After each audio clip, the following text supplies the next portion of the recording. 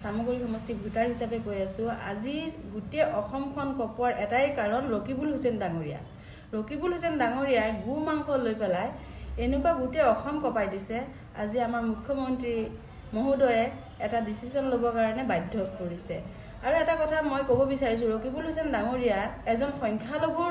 সংখ্যালঘুৰ নেতা হৈ পেলাই তেখেতে গু মাংস লৈ পেলাই এনেকুৱা এটা প্ৰতিবাদ কৰিলে যে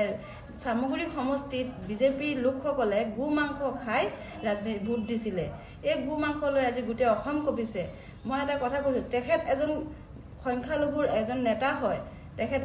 তেখেত কৰ হয় তেখেতো একজন অৰ্ডিনাৰী সংখ্যালঘু নেতা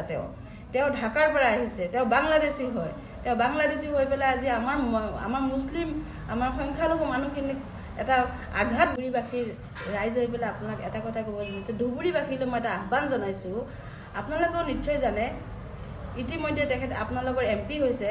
এই এমপিৰ প্ৰতিশোধটো এই সংখ্যালঘুৰ মানুহক এই গু মাংস লৈ যি প্ৰতিবাদ কৰিলে এই গু মাংস যি ৰাজনীতি কৰিলে এই গু মাংস ৰাজনীতিত আপোনালোকে ধুবুৰীৰ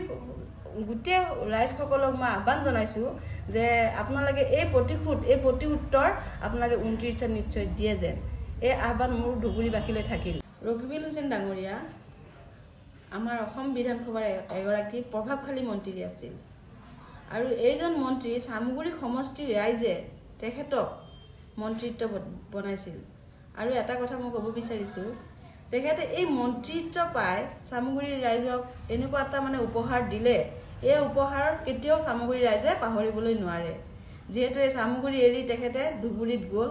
ধুবুৰীৰ পৰা এতিয়া তেখেতৰ বেছি দিন নাই তেখেতে বাংলাদেশ যাব যেহেতু তেওঁৰ দেউতা বাংলাদেশৰে আছিল ঢাকাৰ পৰা আহি নগাঁও ঢাকা প্ৰতিখন তেখেত দেউতাকে বনাইছিল আজি এটা কথাই ক'ব বিচাৰিছো ৰকিবুল হুছেইন ডাঙৰীয়া যে তেখেতৰ এই নীতি কাৰণে আজি এই অসমবাসী জ্বলি আছে এই অসমৰ যিখিনি মূল মন্ত্ৰ তেখেতে এগৰাকী মাইনৰিটিৰ সংখ্যালঘু নেতা হৈ তেখেতে কোনো দিব নোৱাৰিলে এই অসমবাসীক